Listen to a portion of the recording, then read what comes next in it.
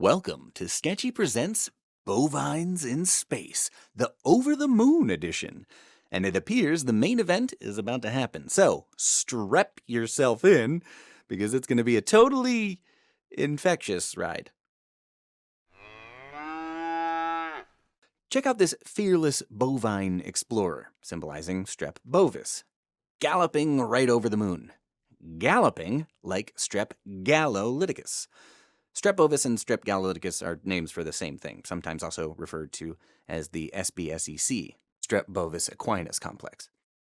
The nomenclature has changed over the years, and the most recent transition has been to Strep gallolyticus. However, you may see references to the prior names, as the medical community has not fully adopted the change, which just means more to memorize. Isn't that just out of this world awesome? Furthermore, there are additional subspecies of Strep gallolyticus that you may encounter on your extraterrestrial travels.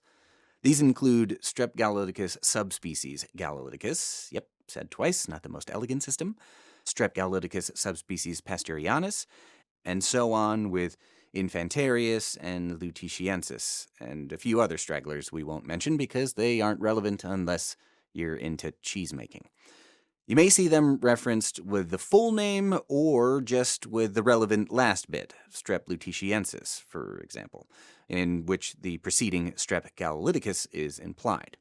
Speaking of which, check out those big D ears on our bovine friend.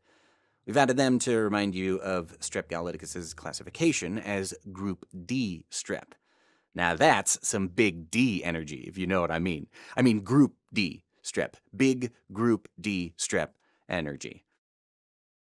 Speaking of energy, notice that this view of space has some positively purpley energy, just like all of Sketchy's lessons on gram-positive bacteria.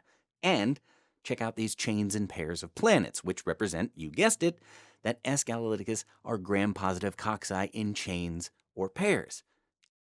And in perfect galactic style, our bovine buddy is encapsulated in his glass space helmet, symbolizing that Strep gallolyticus is also encapsulated, but in a polysaccharide capsule rather than glass. So edgy. Reflecting off his glass helmet is the mesmerizing Gamma Aurora, a rare and beautiful sight. It's appeared to remind you that Strep gallolyticus is generally gamma hemolytic, aka no hemolysis happens, which means that there will be no clearing within the blood agar.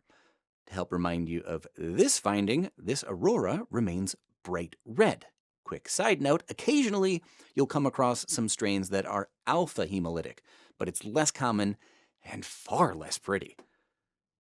Oh, heads up. A liver asteroid with bright green bile rivers is headed our way. It's flying by to remind you that Strep gallolyticus will grow in bile salt media. Message delivered. Get it? Liver? I hope that galloping space cow doesn't slip on that patch of moon moss. That slippery film mucking up the surface represents the biofilm that Strep gallolyticus is excellent at forming, especially on collagen-rich surfaces like heart valves. Definitely not the kind of vegetation you want hanging around. Oh, check out the Milky Way. Come to think of it, it looks a little colon-like, huh? That's because the colon is the normal hangout for Strep gallolyticus.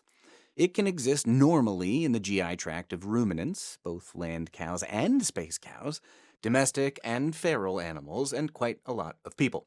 It's considered an opportunistic pathogen.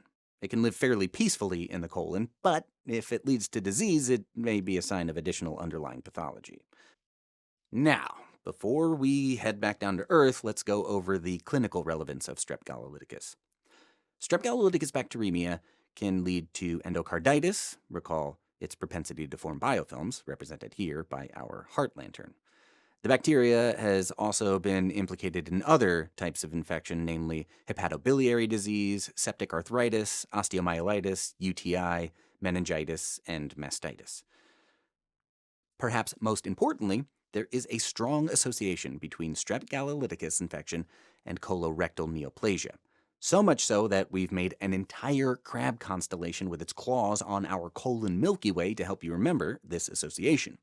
If a patient is diagnosed with a strep gallolyticus infection, it's important to obtain a colonoscopy, as they may have colon cancer. So, regardless of the infection location, if you hear strep gallolyticus or strep bovis infection, think colon cancer first. Now, for treatment. As if sent from the heavens, the space squid cowboy here to banish strep gallolyticus. The third-generation cephalosporin squid, that is. He's riding in on his trusty vancomycin van, ready to take out any stray strep gallolyticus, and it's propelled by his handy purple pencil rocket, symbolizing penicillin. These 3 antibiotics are generally all able to effectively combat strep gallolyticus and ensure peace reigns in the galaxy. What an infectiously beautiful space story. I want to hear it all again. So let's do a quick review. Streptococcus gallolyticus is the current name for strep bovis strep equinus complex, aka SBSEC, which may also be referenced simply as group D strep. Strep gallolyticus are gram-positive cocci in chains or pairs and are encapsulated. When plated on blood agar, they are gamma hemolytic. Don't hemolyze. They can grow in bile salt media. Strep gallolyticus forms biofilms and can be a part of the normal GI tract flora in some animals and humans. In terms of clinical relevance, strep gallolyticus can cause bacteremia and endocarditis, and there's a strong association between strep gallolyticus infection and colorectal neoplasia. And finally, for treatment, strep gallolyticus is sensitive to third-generation cephalosporins, vancomycin, and penicillin. And with that, we will leave you with a little sketchy space ditty. Hey, group D, diddle diddle, my colon is crab riddled, strep bovis galloped over the moon. Purple strep gallolyticus is gamma hemolyticus, and cephalosquid will eradicate it soon. Sketchy out.